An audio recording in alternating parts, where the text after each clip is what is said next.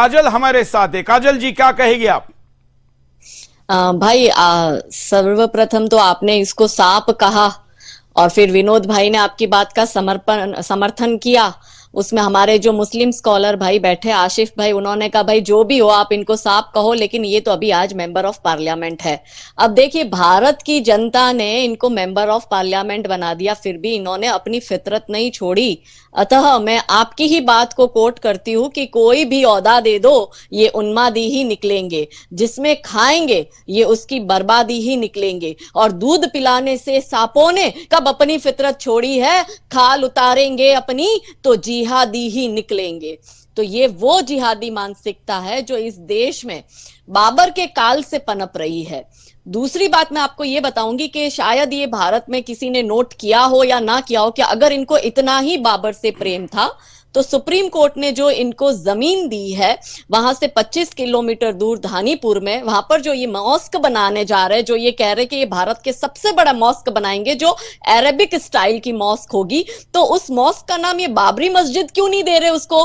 क्यों इन्होंने मोहम्मद बिन अब्दुल्ला मॉस्क उसको नाम दिया है? सुरेश भाई, ये भी तो सबसे बड़ा प्रश्न है।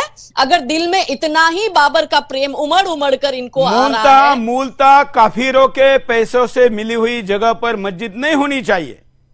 और एक बात और सुरेश भाई, इसमें मैं एक चीज और जोड़ती हूँ, काफिरों के पैसों से तो मिली, और इस मॉस्क के लिए जितना डोनेशन अभी तक एकत्रित हुआ है उसमें इनकी जो इन्होंने जो सुन्नी ट्रस्ट बनाया है उसने अपने पब्लिक डोमेन में ये रिलीज किया है कि टोटल जो अभी तक का इनका फंड आया है उसमें 40% फंडिंग हिंदुओं ने किया है, 30% फंडिंग मुसलमानों ने किया है और बाकी की 30% फंडिंग जो है वो कॉर्पोरेट हाउसेस से आई है। आप समझ रहे हो, अगर काफिर को इससे इतनी ही तकलीफ है तो काफिर का 40% जो फंड में पैसा आया है वो क्यों ले रहे हो?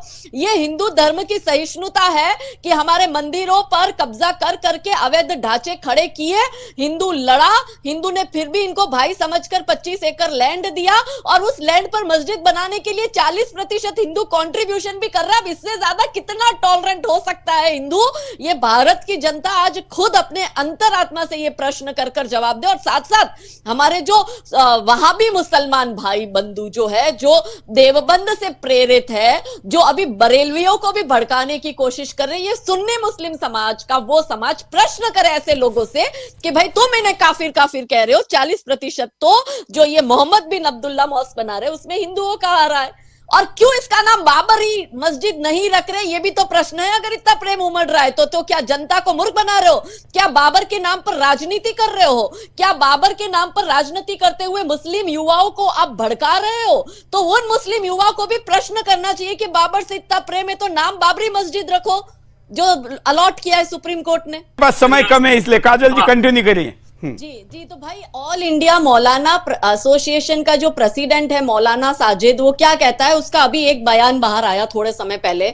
ये कहता है मौलाना साजिद कि आज तुम बना दो राम मंदिर, आने वाले 50-100 वर्ष में जब हमारी संख्या बढ़ेगी और हमारे लोग आएंगे तब हम इसी मंदिर को तोड़कर फिर से अपना जो है वो बनाएंगे बाबरी। तो आप बताओ कि ये कहां सुप्रीम कोर्ट को मान रहे हैं? ये सिर्फ बातों में और हवाई बातों में मंचों से बोलने का आया, सदन में खड़े होकर संविधान की बात करनी, पर यही तो संविधान को मान ही नहीं रहे। अब उसको ये मौलाना एसोसिएशन का प्रेसिडेंट पूरे भारत का नियुक्त कर साजिद को बना रखा है, कोई आम व्यक्ति तो वो है नहीं।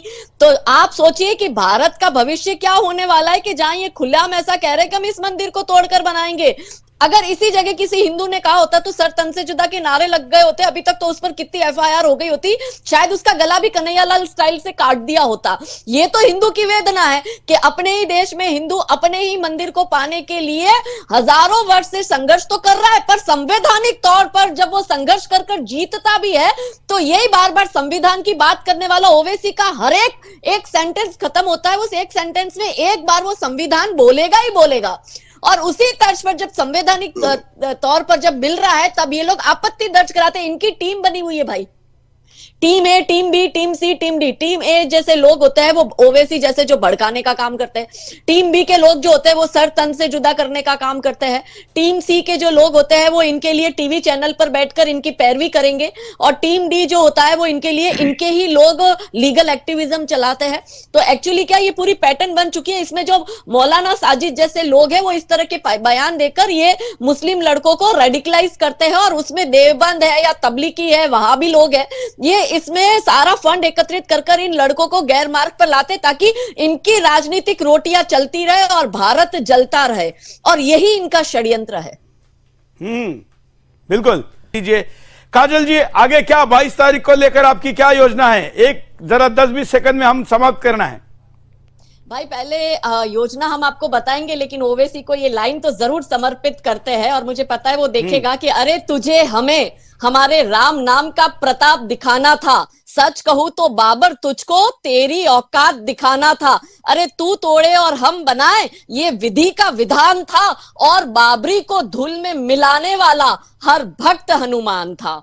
हम भारत के समस्त राम भक्तों से यही निवेदन करते हैं आपके चैनल के माध्यम से कि 22 जनवरी का दिन भव्य दिवाली का उत्सव, जैसे राम भगवान 14 वर्ष के वनवास के बाद रावण का वध कर कर पुनः जब अयोध्या लौट रहे थे, उसी की तरह आज हम सब भारत के सभी हिंदू नागरिक, सनातनी नागरिक जो है वो वही धूमधाम से राम जी का वापस आज जब प्राण प्रतिष्ठा होगा 22 जनवरी को, तब धूमधाम से मनाए, त्योहार की तरह इसको मनाए, रोशनी जलाए, दिए जलाए, पटाखे फोड़े, और स्वागत में राम जी की प्रत्येक व्यक्ति अपने घर बिल्डिंग में रामधुन का आयोजन भी करे।